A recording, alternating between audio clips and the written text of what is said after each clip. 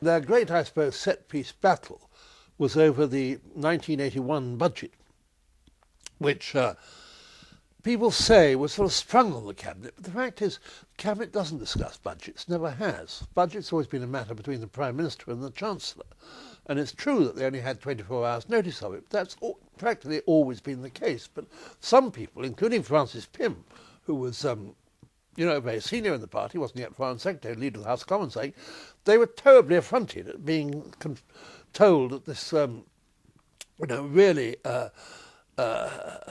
repressive budget was being brought in. Now, Geoffrey Howe was absolutely equally responsible for it as Margaret Thatcher, and I suppose history did in the end vindicate them.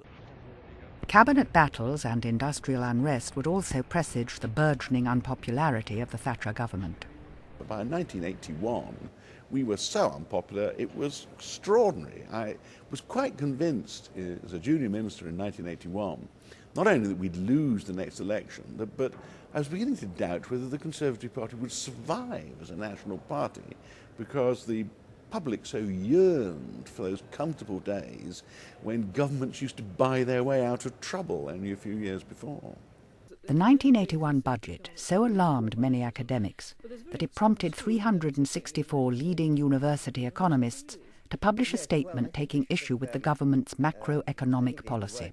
There's no basis in economic theory to indicate that this would be a permanent way of bringing inflation under control, and also that this would lead automatically to a recovery of output and employment. I think it was very encouraging to get the 364 economists, because I think it put her on her mettle. And she noticed, as soon as the letter was published, that it didn't have any proposals. It had a criticism, but not a set of proposals.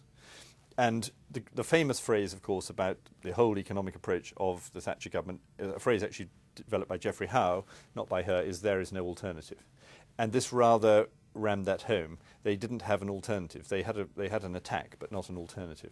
But if the critics thought they could persuade her to abandon her chosen economic course, they were mistaken. 6 months earlier, at the Tory party conference in October 1980, Margaret Thatcher had made it quite clear she would not be deflected from reforming fiscal policy in the manner she saw fit. To those waiting with bated breath for that favourite media catchphrase, the U-turn, I have only one thing to say. U-turn if you want to.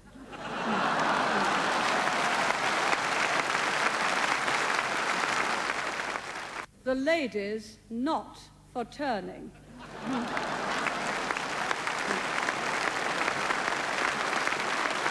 It was really aimed at Ted and quite a gang in the shadow cabinet who were putting her under a lot of pressure to saying, you can't have rising unemployment, you cannot do this, you cannot do that, we've got to change policy. And so the message to that was to them, you change if you will, but this lady is not for turning. And it was a clear message because in the summer of that year, the cabinet had rebelled and wouldn't approve of her and Geoffrey's plans. And so she made that change, and she said, it was deliberate. We were elected to carry out a series of promises in our manifesto, and I'm going to do it. And I'm not going to be driven off course by internal opposition. If ever the Prime Minister had been haunted by doubts, she did not show it. Thatcher gave a bravura performance expressing confidence in her own judgment and even generosity towards dissenters. Nevertheless, never mind, it's wet outside. I expect they want it to come in.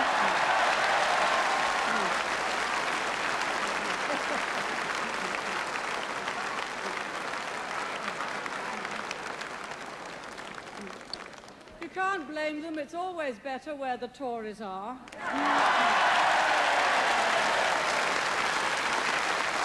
Thatcherism had been born. Her approach to economic reform, public spending and the trade unions were now well established. She'd grown in stature and become more self-assured. Her self-belief seemed stronger than ever.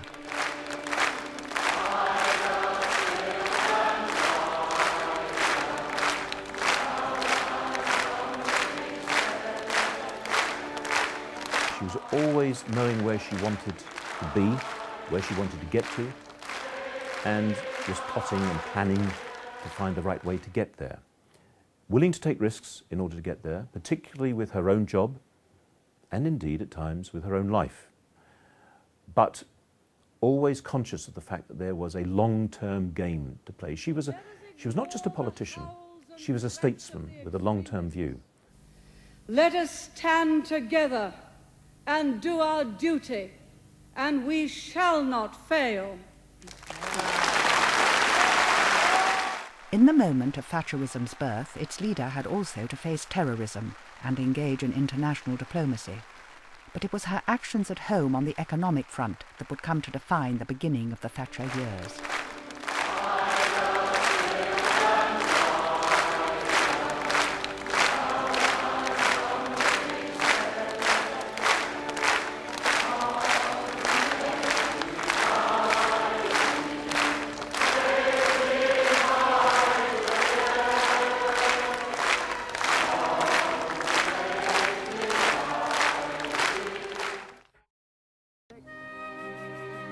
In the next programme, A Distant War in the Falklands helps transform the Prime Minister's flagging fortunes at home.